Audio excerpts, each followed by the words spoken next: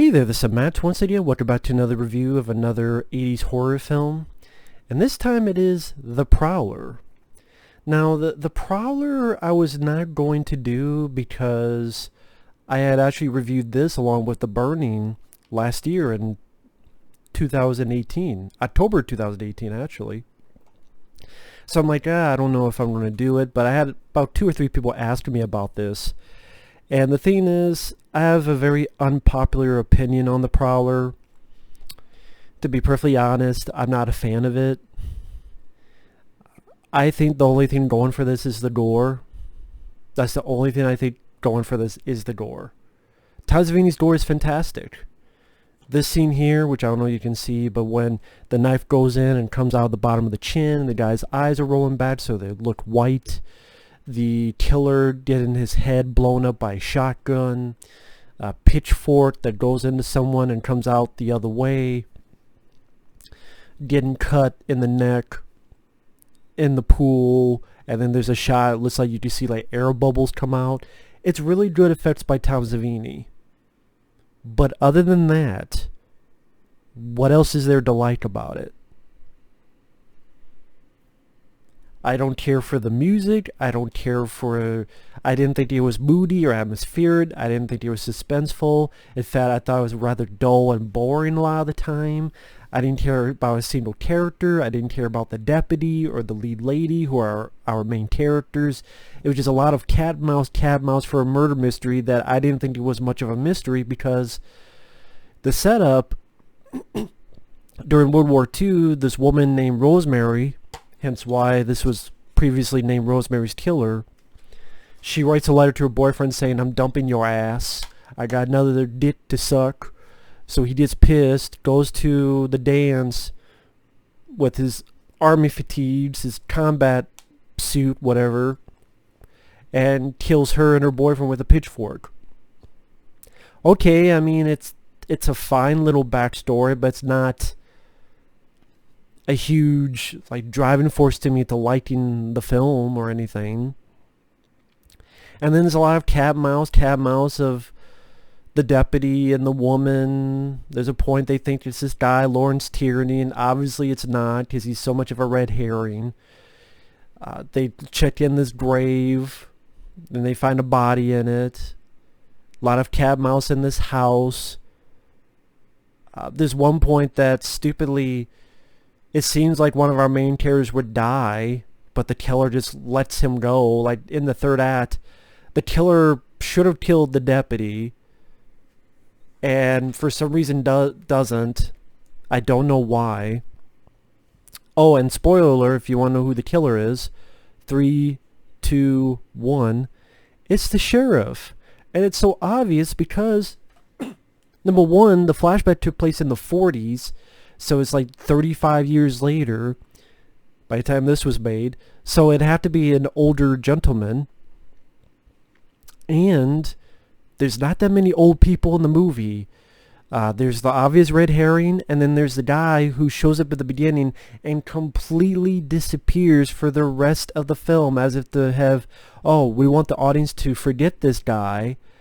But then when he pops up, it's like, wait, that was the sheriff, right? That reaction. And again, I know the gore is good, but other than that, what is good about the movie? And this is what I said in my rant last year, which is still up. And by the way, on a tangent, if you're ever wondering if I reviewed something, please go to my channel and check in the magnifying glass little box and type in the name of the movie, or go up there, type in the name of the movie, and then my username. But yeah, I'm not a fan of this film. I keep the DVD because it has a good commentary with Tom Savini and Joseph Zito. And I think Joseph Zito has gone on to do better films. I know this got him the job for Friday the 13th, the final chapter. I don't see why. I honestly thought like The Burning, which I also reviewed last year, which I guess I could do another short video on that too. I think that was better than this. I thought I did My Bloody Valentine, Intruder, many of the Friday the 13th, Nightmare on Elm Street, Halloween's, Terror Train, April Fool's Day. Even like this one, The Final Terror, I enjoyed that more. Now, the one, I'll get to that when I get to 1983. One of my few complaints about The Final Terror is I wish there was gore. Now, if you took this gore and put it to The Final Terror, that'd be glorious.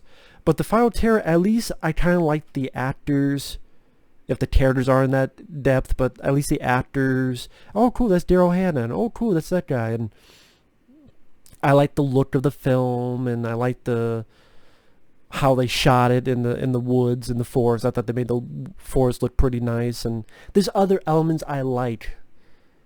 I mean, I like gore as much as the next guy, but I could watch Intruder has crazy gore, but each film it has its own merits. Intruder is not really much about characters, sadly, but that has a lot of style and weird POV shots and the location in a grocery store, and as well as insane kills. That's the thing with each film. There's multiple other merits. There may be flaws, but there's other merits I enjoy. The only merit I could give it is the gore, and that's not enough. If that's enough for you, cool. If there's other elements you like, you do feel free to let me know in the comments. I'd be curious. You're not going to be wrong. It's your opinion. I'd just be really curious. We may agree to disagree, but there's nothing wrong with that. But the Prowler, the look of the killer didn't do anything for me. This look, I don't know. It looks like just a black slicker. It looks like the creature for the raft became a person. Remember in Creepshow 2, The Raft? If that creature became a person, it's kind of what it looks like. I mean, it didn't really do much for me, the look of the killer, and it just seemed blasé and kind of meh. And yeah, the actors, I thought it was a pretty dull, boring movie, and I keep repeating myself because that's the only thing I can really talk about. The gore is good. Tom Savini did great work. He also did great work in The Burning, but in that I actually like some of the actors, and the legend interests me more, and the ending. It was actually a final guy, which was kind of a different, nice, little bit unique taste and twist, I should say. Not taste. But yeah, I know this is a short review, but that's really all I felt on the movie. And again, if you want to watch a longer review, you can feel free to watch my review from last year. My thoughts have not changed. Watch it again. Sorry. I know people would disagree. I'll end it with one more repeat. Other than the gore, what else is there for me to like? So, thanks for watching. Take care. And we will see you later. Bye-bye.